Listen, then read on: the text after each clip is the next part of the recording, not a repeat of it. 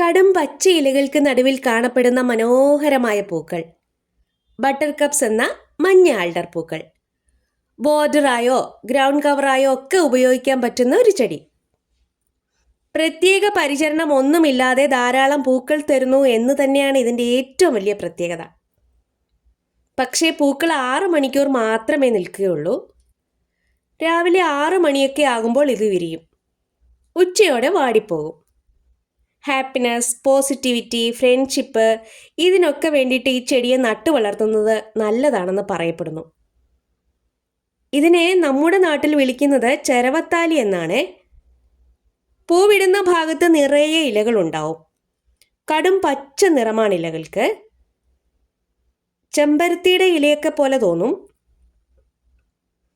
ഇലകൾക്കൊരു സ്മെല്ലുണ്ട്. അതുകൊണ്ടാവാം കീടങ്ങൾ ഇവയെ ബാധിക്കാറില്ല. പ്രൂണിങ്ങിൻ്റെ ഒന്നും ആവശ്യമില്ല. പക്ഷേ ചെടി കൂടുതൽ പൊക്കം വെക്കാതെ ഇരിക്കാനും ഭംഗിയായി നിൽക്കാനും ഹാർഡായിട്ട് പ്രൂൺ ചെയ്യുന്നത് നല്ലതാണ്. കമ്പ് വെച്ചും അതുപോലെ തന്നെ വിത്തുകൾ പാകിയും കൂടുതൽ തൈകൾ ഉണ്ടാക്കാം. ഇടതൂർന്ന് നിൽക്കുന്ന ഈ കുറ്റിച്ചെടിക്ക് വളരെ കുറച്ച് വെള്ളം മാത്രം മതിയാവും. ശലഭോദ്യാനങ്ങളിലൊക്കെ ഇത് ധാരാളം വെച്ചു പിടിപ്പിക്കാറുണ്ട്. വണ്ടുകളും പൂമ്പാറ്റകളും തേനീച്ചകളുമൊക്കെ തേൻ കുടിക്കാൻ എത്തുമെന്നതിനാൽ നമ്മുടെ പൂന്തോട്ടത്തിലും ഇതിനെ വളർത്താം. എന്നും പൂവിട്ട് നിൽക്കുന്ന ആൽഡർ ചെടി പൂന്തോട്ടത്തിനൊരു അഴക് തന്നെയാണ്. ആൽഡർ പൂക്കളെ ഇഷ്ടമായെങ്കിൽ ഒരു ലൈക്ക്.